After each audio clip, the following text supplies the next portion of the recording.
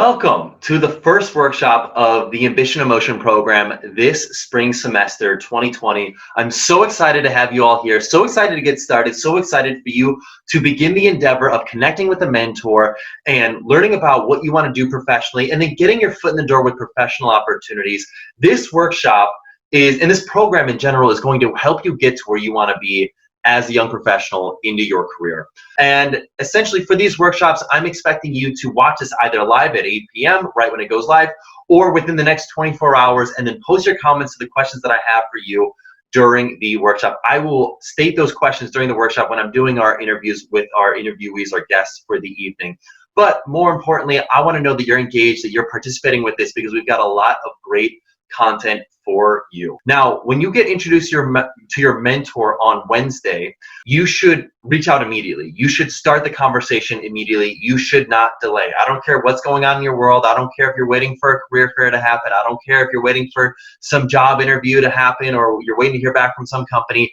Get started. These mentors are here to help you. The more you delay getting opportunities with your mentor. So get started. Now, you can have more calls with your mentor. Actually, it's highly encouraged. But for successful completion of this program, for the way that we define it, have 3 conversations, at least 3 conversations. And those are just the general guidelines for when we believe that you should have those conversations. We will send a post-program assessment, which will allow us to capture your feedback on the program, on the experience itself. And that's essentially it. That's the program for the semester. I'm really excited to begin working with you. I'm really excited to get started. So this workshop is going to be roughly an hour long. So please post your questions in the comments area and we will work on answering them as soon as you post them.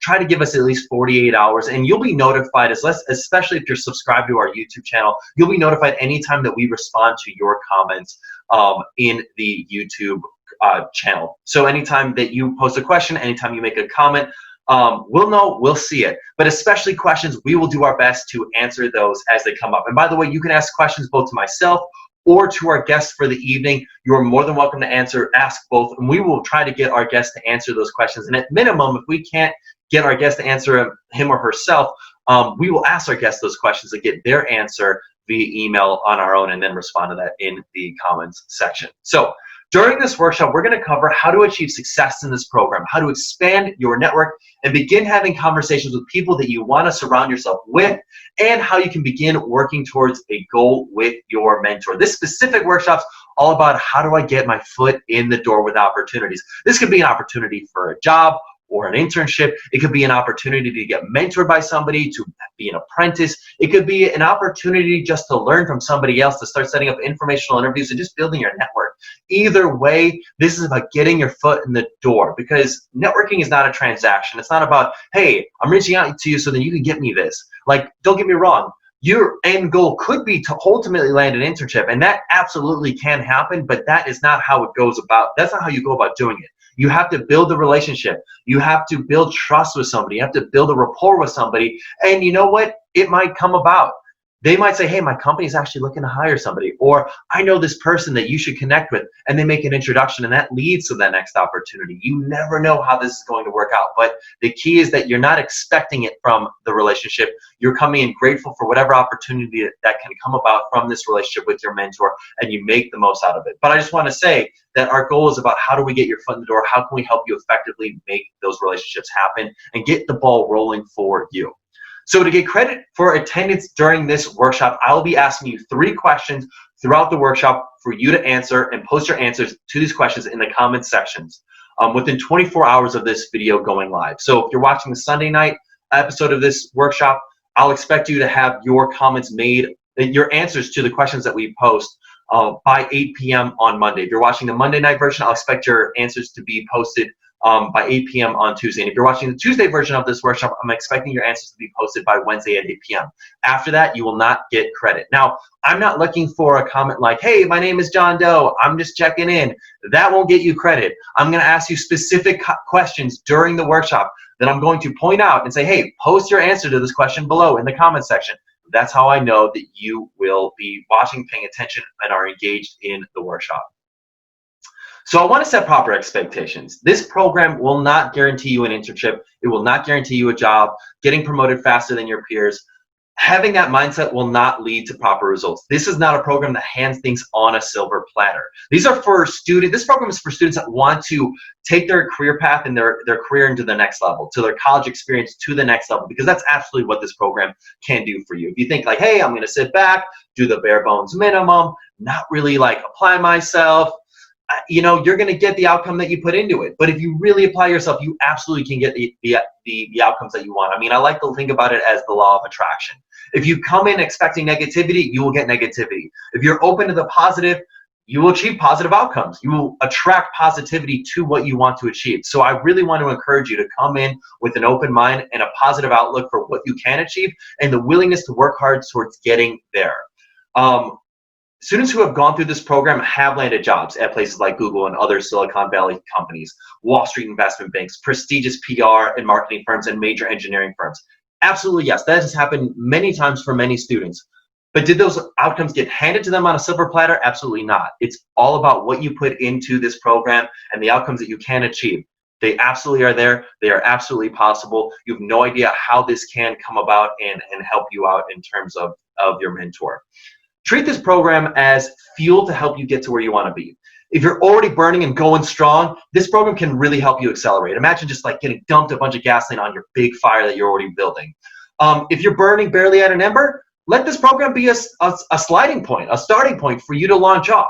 But if you think and you come in with the mentality that, hey, I'm kind of doing a couple things, but I'm kind of following the status quo of like, I just go to the annual career fairs and I apply on the online website and that's pretty much it. If you're coming in with that mentality and that you're not going to try to or be willing to open up and apply and do other things to help you get your foot in the door, this program you may struggle with, because we're going to teach you a lot of things and a lot of ways that you can go about getting your foot in the door and getting opportunities for yourself that are not the normal way. That's why this program is for the students that are really interested in taking their life, their career to the next level, because these are the tips that you are not taught in school, and the experts that we bring in, the guests that we bring in to these workshops have content, insight, and wisdom that they've utilized and explained within their books, within articles, within other pieces of content they've created that they've built an expertise on. And so the point all I'm making is that this program, if you're interested in taking your life, your career, your college experience to the next level, you are in the right place. So I'm really excited to get started. Now,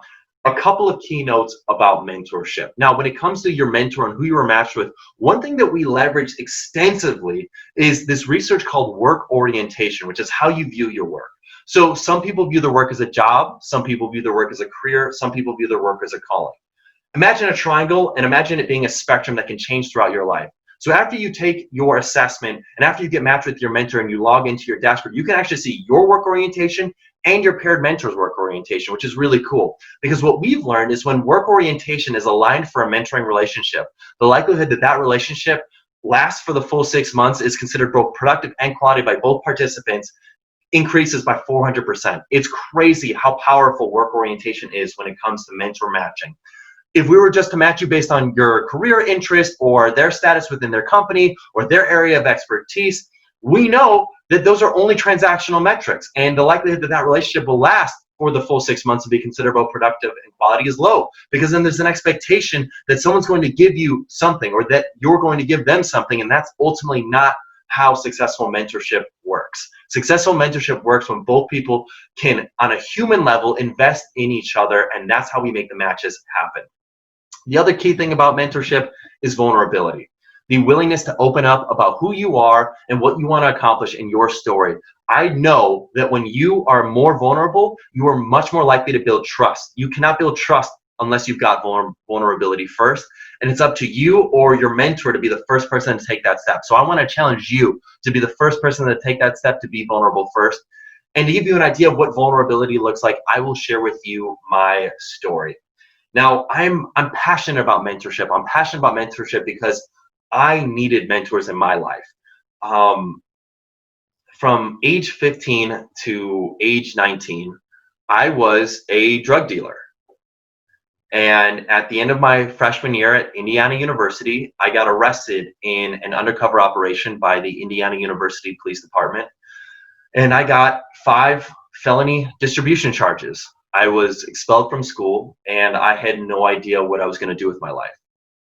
And I mean, that hit me like a brick wall. I mean, up to that point in time in life, I thought success was you go to school, you get good grades, you get a job, and then somewhere along those lines, you find yourself, like as if it were puberty, it would just come to me. But that's not how life works. And I had to learn that the hard way. Because no one who I had known, no one who I had ever known that I ever thought was successful ever was a drug dealer. And so I had to accept either being a total failure or redefine my definition of success. And so I chose the latter.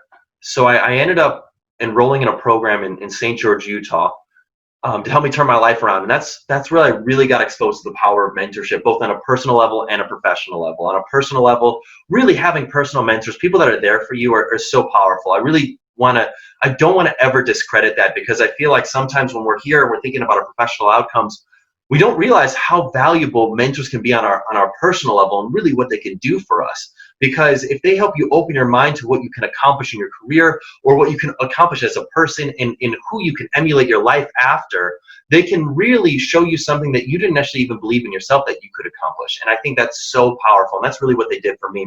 But on a professional level, they helped me really come to the grips with the fact that when you search my name when I was 19 years old, the first thing you saw was IUPD does drug sweeps for 8. And I'm one of the 8. I mean, there could not have been a bigger red X across my name when applying for any role. I mean, could you imagine that? Literally, any role I would apply for, I would have showed up with a big red flag. That is bad. So about a month after living in Utah, I flew back to Chicago. That's where my family's from, for the weekend, to let them know my life's getting on track. On that flight, I'm sitting next to a guy. We start talking. He starts sharing with me about his life. I start sharing with him about my life. We hit it off. I take a keen interest in him. I'm actively listening. I'm sharing. I'm really trying to put myself into his shoes, and I'm really, most importantly, actively listening. I'm taking down notes. I'm following up on the things that he has to say. I'm really digging into his world, because he loves to talk about himself, and I'm really playing into that. Well, it turns out he's the director of ground equipment for SkyWest Airlines. And by the time that plane lands, he offers me an internship on the spot doing financial analysis for SkyWest Airlines. Boom. Like right on the spot. What an amazing experience. I mean, he took me under his wing. He didn't care about my background. He didn't care about what I had gone through or where I was going, or the fact that I may even go to prison sometime in the next year.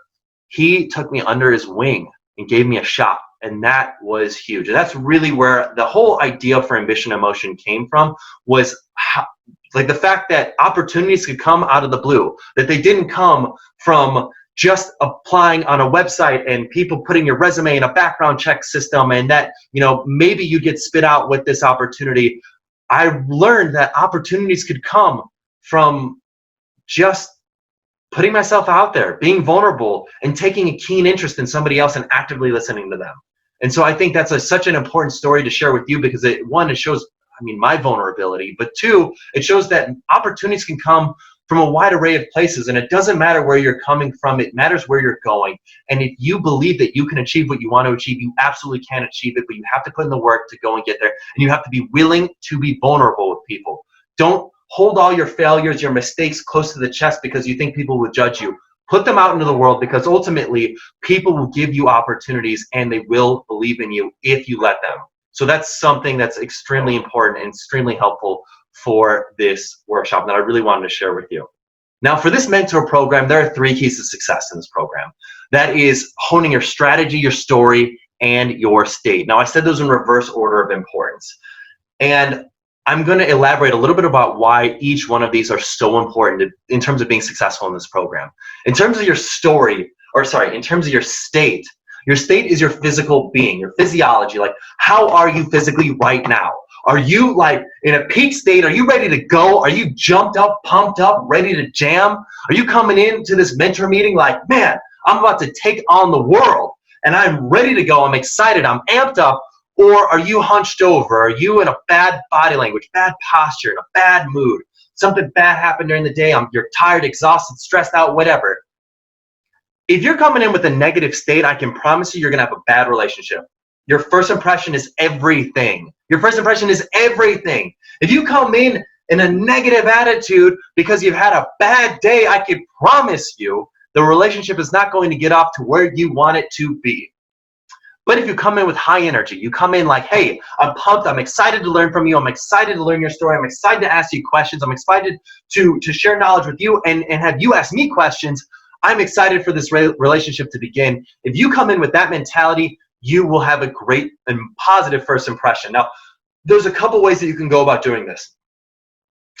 One way, and my favorite way to go about getting yourself into a peak state physiologically, is to get up, shake it loose, and yell at the top of your lungs. I know it sounds crazy to do something like this, but I want you to do it right now while you're watching this video. I don't care if you're in your dorm room. I don't care if you're in your house. I don't care where you're at. I want you to stand up, and I want you to shake it loose. I want you to shimmy. I want you to let it go. I want you to scream at the top of your lungs. Just go, yeah! Just let it loose. Let it out. Let it go. Because here's the thing, when you do this, you're releasing endorphins in your brain that make you feel excited, that make you feel energized, that make you feel good, that make you feel confident, that make you feel like I am here and ready to take on the world. And when you do this, you get yourself into a state ready to be in a good mood, to leave a good impression. So I don't care what's going on with your world. If you get yourself into a state physiologically conducive to being successful, get your body language on point, you are going to be successful. Promises on that. The next key is your story. So what is the story that you tell yourself? If you tell yourself a story like, oh man, I'm an introvert, so I couldn't possibly be good at networking, or I couldn't possibly be good at socializing or being around other people. Or if you tell yourself, I'm an extrovert, I'm crazy around people, I can't even handle it right now, I'm nuts. I can't even contain myself when I'm around people. I'm just like a blabbermouth. I have word vomit. I just let things fly like crazy. If you tell yourself these stories for why you will or won't be successful, that will become a self-fulfilling prophecy. So back to what I was talking about when I said the law of attraction. If you believe that you can be good at something, you will be good at something. I promise you that. But the key is you have to believe it. And the second thing is you have to practice it, because networking is a skill, like shooting a basketball or knitting a quilt. The more you practice, the better you get. So if you think, oh man, I'm an introvert or I'm an extrovert, which makes me bad at networking, you're not going to practice networking, which is going to reinforce you being bad at networking. But if you work at it, if you practice, if you use this mentor program to meet with your mentor, someone who's got like of no consequence to you, like if you, God forbid, mess up this relationship with your mentor, what is the worst that happens? This was a total stranger that you've never met before this moment. Now all of a sudden you're building this relationship. Why not give it a shot? Because here's the thing. If it ends up working out great, it gives you the confidence to start reaching out to more people and building a better rapport with more people and building your network. And then all of a sudden you can become better at networking. You can become better at building relationships with other people. And you can be better at learning opportunities when they arise and getting your foot in the door. So the point I'm making here is, what is the story you tell yourself? What is the thing that you've got in your mind for why you will or will not be successful? And the key here is that if you do have something positive in your mind, I promise you, you are going to be much more likely to manifest that outcome for yourself. And the last key is the strategy. So what are the strategies that you are going to leverage to help you getting your foot in the door for an opportunity?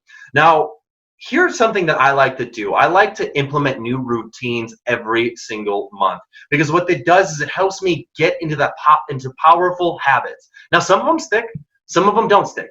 Some of them take, a while to stick. Some of them take practice, and that's okay. But the key is that you have to start. And so one thing that I would love for you to start doing in terms of a strategy to help you build a strong routine that will help you start getting your foot in the door is if you don't have a LinkedIn profile account, get a LinkedIn profile account. LinkedIn is a powerful tool. It's so powerful.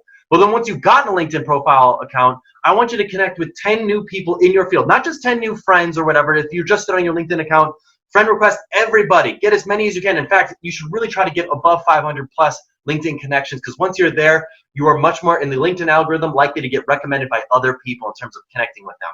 But more importantly, I want you to connect with 10 new people in your field of interest. So if you want to get into banking, connect with 10 bankers. If you want to get into marketing, connect with 10 marketers. If you want to get into engineering, connect with 10 engineers.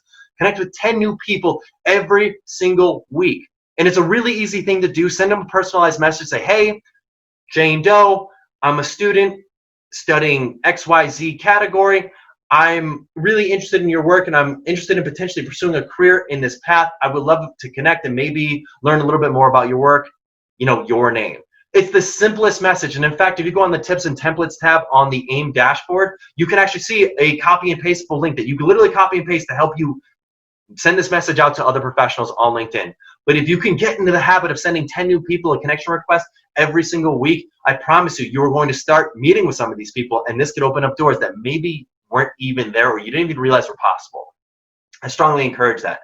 70% of all job offers go to somebody who knows somebody at that company, not from just applying blindly on a college career website. I promise you that. 7% of jobs go to someone who knows someone at that company. So if you can build relationships with somebody at that company, your resume will go to the top because you were a referral, not a random stranger who applied. Build your network. So one thing that I love to do, and by the way, we're about to get started into our guest speaker, but one thing that I love to do before, to really reinforce what we're talking about, one thing that we've learned is teaching something to somebody else. So think about something that you've learned within these first few minutes of this workshop so far, or something that you will learn through our guest speaker in this workshop. I want you to think about that, and I want you to teach it to somebody else. Something that you learned. And the reason why this is so powerful is because, you know, learning something in a workshop is amazing. I mean, sure, I'm on here, I'm on this video, and that's great. That's all. That's amazing. That's fine and dandy. But if you go back to bed, or if you're like, oh, that was cool, I kind of took a note, whatever, like that might stick, but the likelihood that it actually sticks increases exponentially when you teach it to somebody else. So find a friend, find a stranger, find somebody, and teach them something that you learned this evening, and I promise you it will reinforce substantially more in your brain. You are much more likely to adopt the habits that you are learning. You're much more likely to apply the skills that you are gaining. So that is the key thing that I really want to stress with you from this workshop. So I'm really excited to jump into our guest speaker because we've got a great one for you this evening. I'm excited to learn. I'm excited for you to learn from our guest.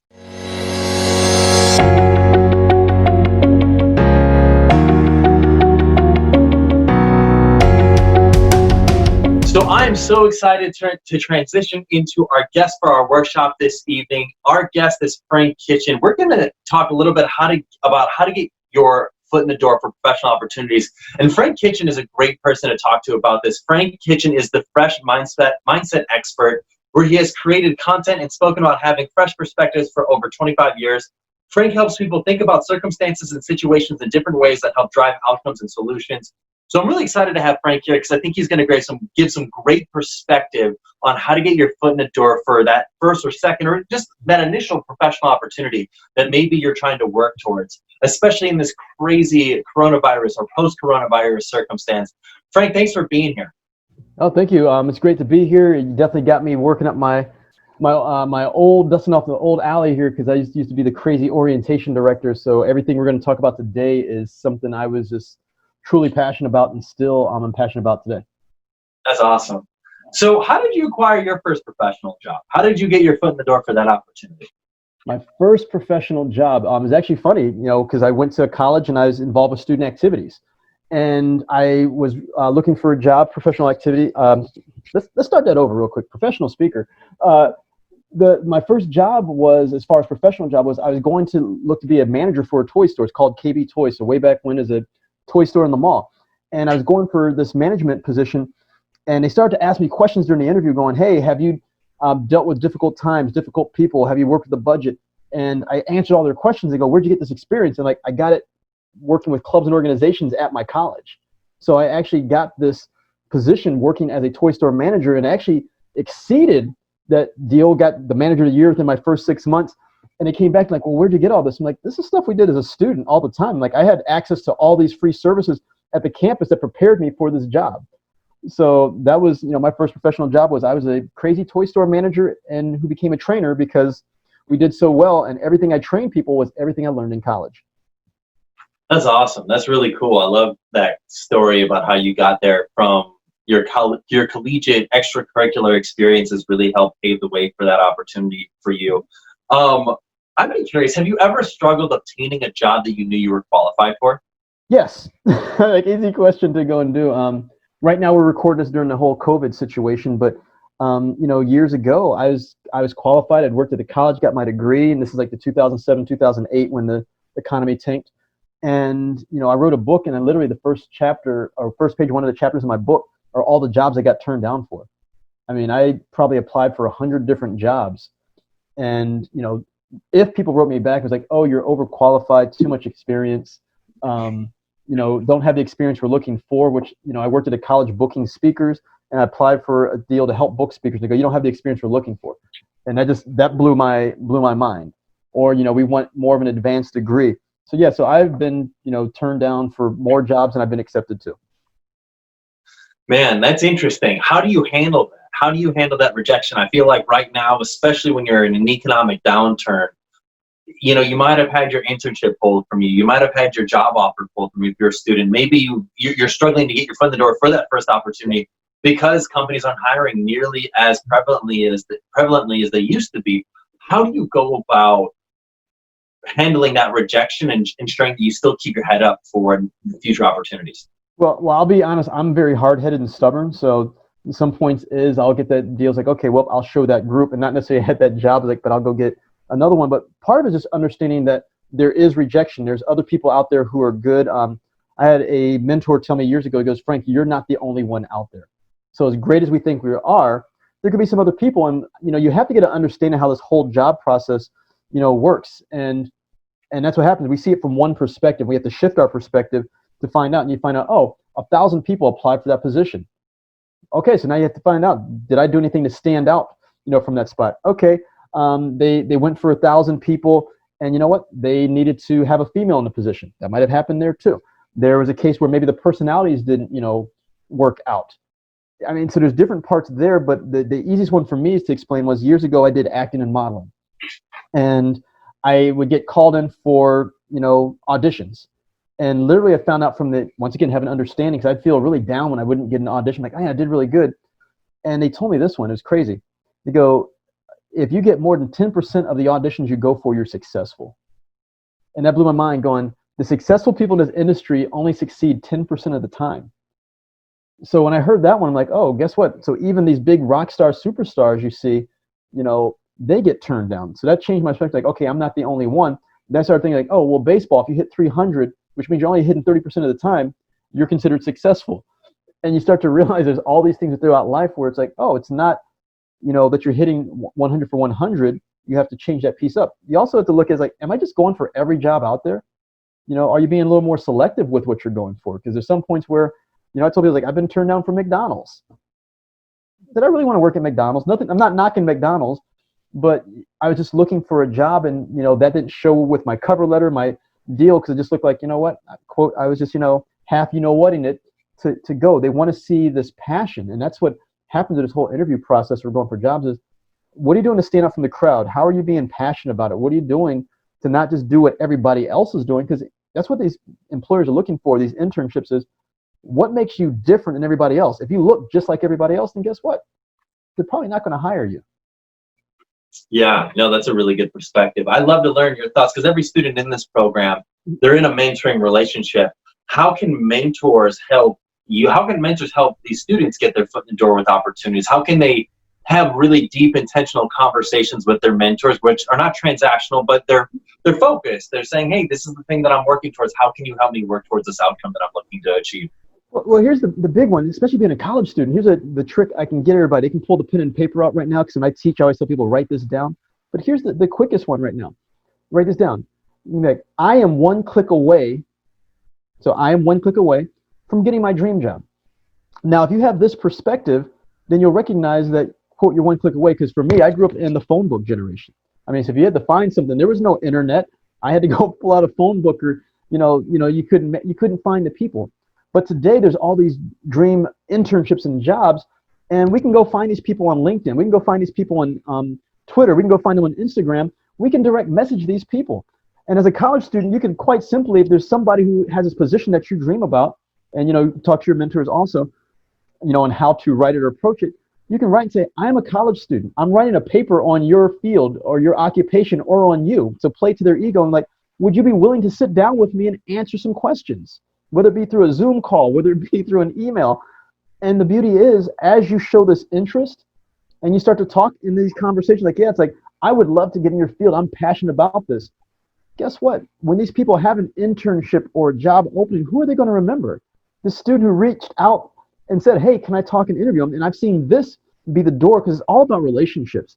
This is the door that's opened up so many students I've worked with personally to get into jobs. Like, how'd you find it? It's like, oh, I did what you said. I invited them out for coffee. I wrote them up for email. Or they talk to their mentors and go to the mentors. And once again, you have to explain what you are passionate about, what you're hungry for, pun intended, because my last name is Kitchen. But you have to share it with the people around you. What are you hungry for? And you can say, hey, when you ever hear, and this doesn't hurt to say, when you hear of something, let me know. And it's not saying if, because if just means it's up to doubt. So you say when. So if I'm working with you, Garrett, right now, and I'm saying I've got this passion for speaking, and I say, Garrett, whenever you hear of an opportunity to speak on leadership and mentorship and how to maximize your potential, please let me know. Guess what? When you hear somebody in a conversation like, oh, we're looking for somebody to talk, you're probably going to talk to me. It's like, hey, Frank, I found something. So whether it be with our mentors, or the people around us, we can't be afraid to express this. And what happens is many of us are taught to sit on our hands, and it doesn't happen by sitting on our hands. We have to be the go-getters, and more than ever in this world is the people are looking for the go-getters. So don't just expect people to come to you. You've got to go. So if you've got questions, go to your mentor and ask them questions. If you're worried about how to do an interview, it's like, hey, would you do a mock interview with me? What should I be looking for? What have you noticed about me? Because if you get this mentor is going to be completely honest with you.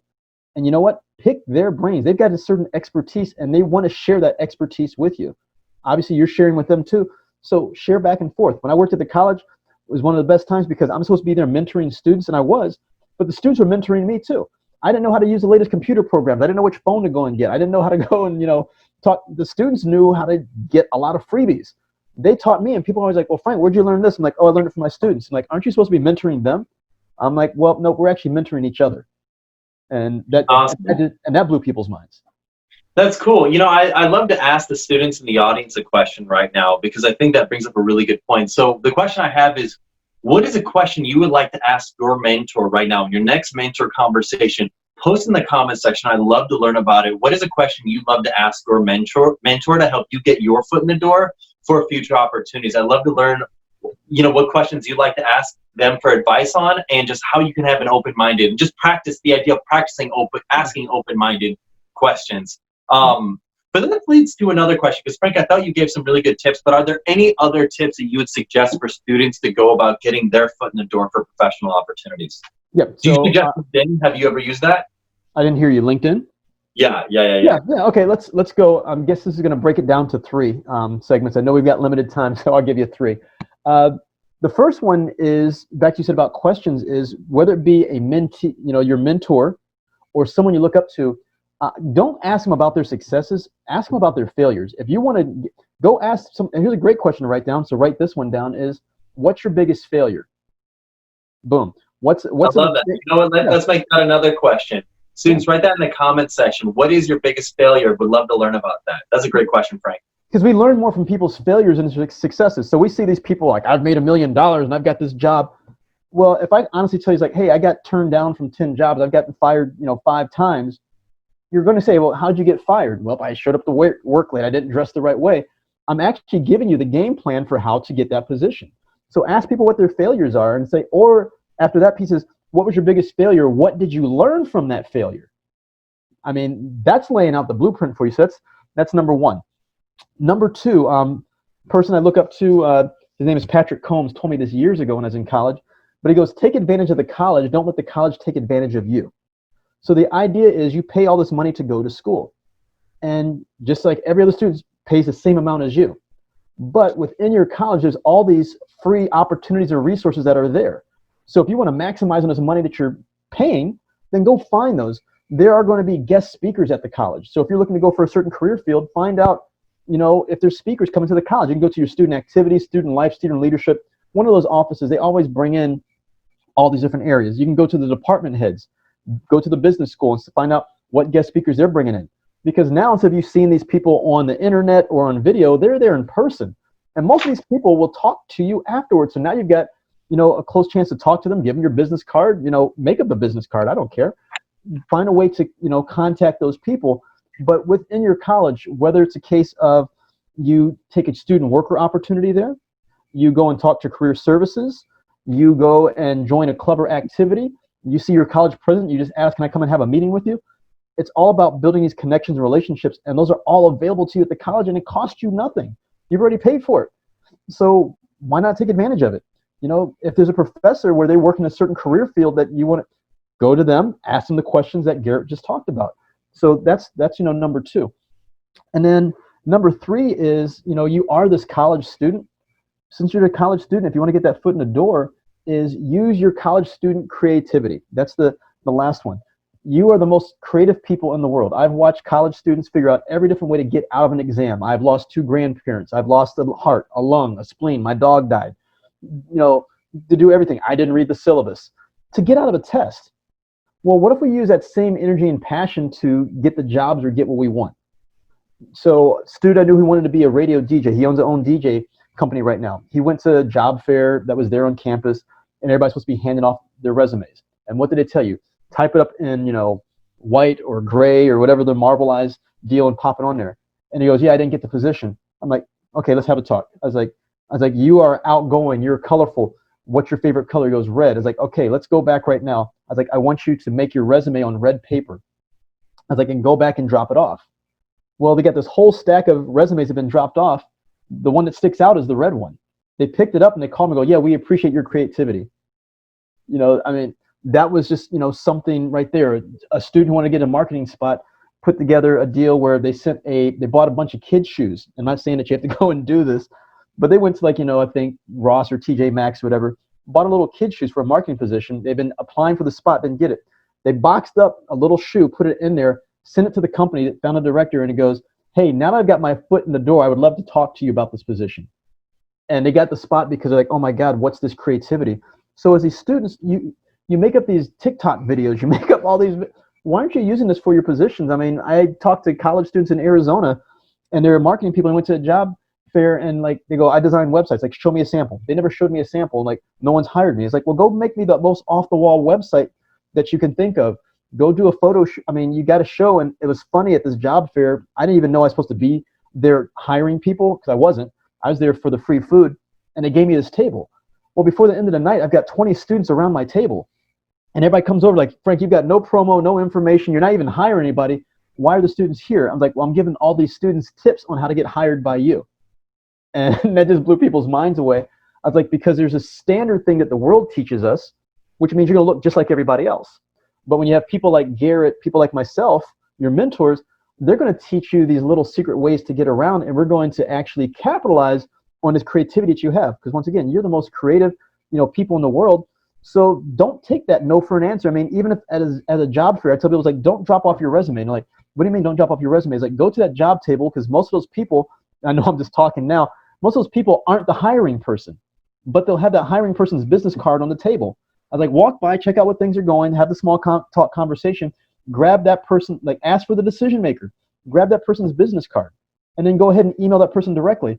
And someone's well, isn't that illegal? Why is that illegal? It says, well, don't contact that person directly. I'm do you want the job? They're yeah. I was what's the worst thing they can tell you? No. I was which means you don't have the job. I was but how many people are going to email that person directly with maybe a link to their website or a piece of artwork that they've done, a referral from their mentor? That's showing some creativity that you're not going to take no for an answer. So that's my 3 pieces of recommendation right there. I like that, Frank. I think those are really 3 great points. I would love to learn, is there a wrong way to get your foot in the door?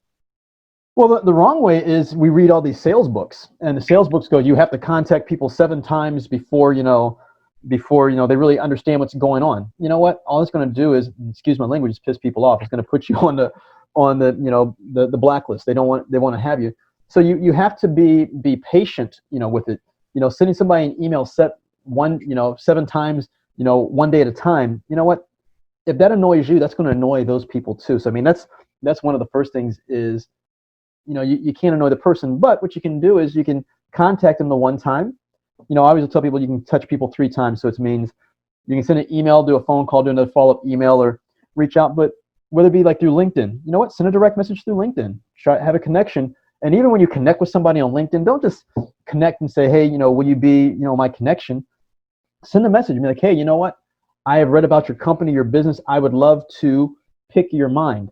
And now they're ask you questions. I'm writing a paper on you. Let's go ahead and do it that way. So the wrong way is just to blatantly just like write a thing and just go, hey, I'm this, here's my resume. Go, no, start a relationship up first, or don't just go connect with the people randomly. Make sure, because if we met somebody in person, I wouldn't just walk by, give you my business card and keep walking. I wouldn't walk by, just put my resume in your hand and keep walking. I'd walk by, it's like, oh, how are you doing, Garrett? And, we'll have a small conversation. It's like, yeah, it's like, be willing to sit down a little bit more. I'm seeking careers, in your field. Would you be willing to answer some questions for me? Sure. Then we start to go. We're very much in a world where we're not good at creating relationships. We got to start a relationship before we start asking for something. My one friend calls it relationship equity. We got too many people who are asking for stuff just for themselves without offering anything back. And this is what you do at the horizontal mentorship, is both parties are giving. And if you can't offer something to that person and you're just asking for stuff, saying, give me, give me, give me, that's the wrong thing to do. And that's what this world is teaching us, and that's why people fail. Versus if I make the offer to you through LinkedIn, it's like, hey, Garrett, I'm a college student. I'm looking to write a paper. I'd like to ask you questions. Would you be willing to sit down? Is there anything I can do for you in exchange for your sincerity or your kindness? So now at least it's like, oh, okay, this person's not just asking for something, they're willing to give something back. And it might be something like, hey, can you get me in contact with your career services at your college? Oh my God, they talk, and then you move on from there. So that's some of the things. No, I love that. I think you did a really good job of pointing out the importance of not being transactional when reaching out to people, because I think that's so critical. People can see that. I mean, they can see right through it. If you go up to someone for the very first conversation, you're already asking for this, this, and this, or like, hey, can you hire me? Or hey, do you know anyone who's hiring? I mean, it doesn't make you look good. It makes you look transactional, and that's not what we're trying to go for in any relationship, especially a mentoring relationship. Yeah. But at the same time, I guess I'd love to learn your thoughts, Frank. Is it okay to ask for introductions after you've already built a rapport and bond with somebody? Oh, sure. And especially the beauty, we're going back to LinkedIn, and I have people do this for me, is a lot of people will go on to LinkedIn and they'll find someone like Garrett, and they're like, okay, there's Garrett. I want to have an introduction. But what you do is then you click on Garrett's, it's like, okay, who are Garrett's connections? And you go find out, is there anybody in Garrett's list that you know as far as a connection? And then you can ask that person to connect you. I mean, and that's a great introduction, because we'll always listen to somebody who we already know. So I've had people who write me and say, hey, Frank, I saw that you work with this group or spoke with this person. Would you be willing to set up an introduction? And I'll write people like, hey, introduction we'd like to do. And then people will open it up, because once again, you said we don't want to be transactional, we want to be relational. So use that, relationship. See if there's somebody in there, that you know. With your mentors, since we're talking about this program of mentorship, you can say, if there's a certain career field you're going into, you can ask your mentors, like, hey, do you know anybody? Is there anybody in your network who is in this career field? And they might say yes. Like, would you be willing to make an introduction for me? That's why we have these mentors. And they can make that introduction for you and open up. And once again, now we're opening up the door. And the big case, what everything we're talking about here with Garrett is, stop doing what everybody else is doing. I mean, that's the whole thing. This world, it's crazy, and it drives me nuts is, well, to everybody, it's like, okay, everybody must wear black. So everybody's wearing black. But then what happens is everybody looks alike. But then the one person comes in wearing the same exact outfit, but the jacket may be red. Everybody's like, oh my God, look at them. They're an innovator. They're different. I must talk with them. So we have to figure out ways to want people to start up the relationships and talk to us. Stop being like everybody else and be yourself, because whether it be the career builders or, all these websites, they don't allow you to stand out from the crowd. When I've talked to employers, yeah, it's like, it just goes through the one portal, have a computer that searches for keywords, and that's it. It doesn't stand out. So why not go ahead and at least try to contact these people through a connection, through LinkedIn, through Twitter, because how many people are doing that? Very few. So you're giving yourself a better chance. You're limiting, you're making the odds better for yourself. I'd rather have a 1 in 20 shot versus a 1 in 1,000 shot. Yeah, I love that. I love that idea you had of identifying somebody to introduce you, so you made it easier on them to make an introduction. I think that's a great idea. I know I've used that. I found that to be extremely effective. So it makes me think of a question I'd love to ask the students in the audience is, who is the type of person you would love to connect with? Post in the comment section. I would love to learn that. I think by putting it out there into the ether and letting other people know, you might have someone else in this workshop, someone else watching this who might look at your comment and be like, I know someone in there. Hey, XYZ person, I'd be happy to introduce you. So put it out there. Who are you interested in trying to meet? People in which industry or which field? Love to learn about it. Post in the comment section. So, Frank, I'd love to ask you another question, because I think this is something that's really critical for mentoring relationships. is what if my interests change? What if as a young professional, I shared with my mentor, I want to get into this field, or I want to be doing this type of work. And then for whatever reason, I learned new things and I decided that's not what I want to do anymore. How do I handle that? Does it mean my mentor relationship all of a sudden has to be over, or is it okay to share that my goals have changed? Well, many of us are going to have, quote, multiple mentors in our lifetime. And if you've got a really strong relationship with your current mentor, and you start to change your likes or your passions, well, number one is you're going to share with your mentor because they may have that same passion too. Because sometimes mentors have different, strengths, or, because they may have more than one. But at the same point, if you get this strong relationship, you tell your mentor, like, hey, you know what? I really want to still come to you as a confidant, but I've got this passion for this area. Once again, do you know somebody who's in that area who'd be willing to mentor me also? Your mentor's not going to have an issue with that. So for me, for example, I work with entrepreneurs right now, and many of the entrepreneurs I work with have multiple mentors based off of a certain specialty. So for me, I usually specialize in helping people get ready for their interviews. I help them with their speech and their communication. So I'm a speech and communication mentor. And I'm also a mindset person to make sure that their self-leadership and going. But I know nothing about, as far as, say finance and banking. So we got another person like, oh, you know what? Let this person be your finance mentor. Oh, wait, you want to be opening a restaurant? Okay, go find somebody who's a restaurateur to pick their brain on what's, going on. So if we're going to change this passion up, guess what? Back to what we've been saying this whole time. Talk to your mentor. If there's somebody that you really look up to, I've had people have reached out to me before. It's like, hey, Frank, would you be willing to be my mentor? I'm like, what? Like out of the blue. And they'll just ask, like, my name is this, they're being relational. It's like, you know what? I've been watching you. I follow you. So, make sure you're following the people. Would you be willing to answer some questions of which, like, I would like to learn from you? Do you offer any mentorship programs? And then you go from there. So don't be afraid to ask, because the worst question that you can ask is the one that you don't ask. And the case is, if you ask a question and someone says no, you're still in the same position. Asking questions doesn't lose you any ground. You either stay in the same spot or you move forward. So if I ask you, Garrett, right now, hey, Garrett, could you give me a lead for a conference? I need a leadership conference. Yeah. If you say no, I'm in the same spot. If you say yes, then guess what? I just got one new lead that is like, then I go, can you make an introduction for me? Oh yeah, sure. And now the process, starts on. So yeah, so never worry about that passion changing. Is you need to just really think about who's within my network, whether it be virtually or in person, who can help connect me to somebody in that area that I've got a passion for. Yeah, that's awesome. So one last question I wanted to, so there's two final questions I want to ask you, Frank. One is, I know a lot of students, and a lot of students, they feel a lot of anxiety, a lot of stress about meeting new people, especially getting their foot in the door for opportunities. How do you manage that stress? How do you suggest students manage the stress of meeting with new people, networking, getting their foot in the door? How do you suggest students go about handling those types of stressful circumstances and situations? Well, this is up my specialty, because I'm always working with people on this one, is the world is teaching us to focus on the work. And no one ever gets excited about the work. So this is the mindset shift right now, is we have to focus on the results of the work.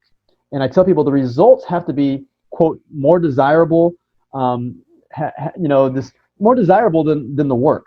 If the work, the fear of doing the work, the anxiety of doing the work is stronger than the result, then you're not going to make these new relationships and go and talk to people.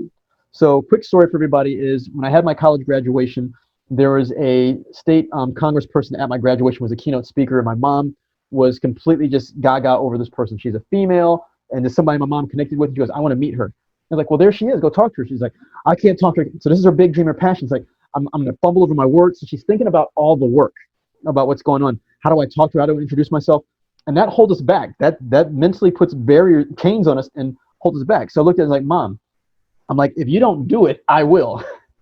I was like, think about it. I was like, this is the person you want to watch. You saw her on TV. You saw that. I was like, you get to have your picture with her. You get to go talk to her. It's like, no one's in line yet.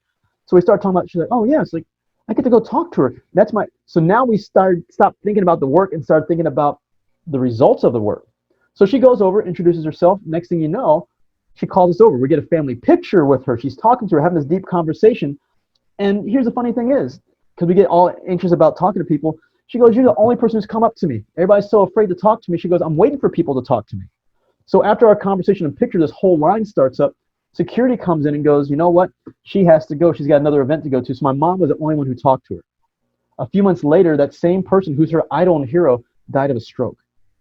Wow. So she didn't take the advantage of that opportunity. She would never gotten there. So for all of us, we're afraid to go meet people, but what's the big dream? And think about it. It's like, oh, if I get this internship, I get to travel abroad. So think about traveling abroad. Now, if you're thinking about traveling abroad, sitting on a beach, being able to work from your computer, like at some little cafe bar in like, the south of France, you know what? I would do anything to go and do that. But if I think like, oh my God, I got to talk to this person, I got to dress right, that stuff, that trepidation will hold you back. So we have to focus on the results of it. And it's got to be something completely desirable. So think about it. My last name is Kitchen. If we got to go make or cook food right now, do I really want to be in the kitchen 2 hours? No. If I think I got to mix this, got to go and do. But if you think about, oh my God, I'm going to have the most delicious chocolate chip cookies ever. The house is going to smell. Guess what? You're willing to put up with all the work because you're focused on the results of it. So for all the students who are listening to this, what is that big dream? What's the result? I had a college student. I know I'm sharing stories, but that's the best way to share with people is college student. He goes, yeah, he's like, you're telling me all this, Frank. He's like, but he goes, he's like, I love chess. And he's like, how am I going to get a job in chess? I was like, well, what's your degree? He's like, marketing and business administration. I'm like, wait, marketing and business administration? He's like, yeah. He goes, I'm never going to be a professional chess player. I'm like, well, do those chess competitions around the world have websites? Yes. Like, do they have people who run the event? He goes, yes. I was like, is that part of business administration and marketing events to get everybody there? He goes, yes. Like, could you go apply for a job there? I was like, can you travel around the world being around your passion chess and be around all these famous chess players? I was like, would you do that? And he looked at me and he goes, touche. He focused so much on what he couldn't do or the work that happened. He didn't think about the results of, I could quite literally be around chess, which is his passion, all around the world. And he went and looked for, I don't know if he got the job or not, but he went and looked and found out, oh, there's all these chess organizations and competitions.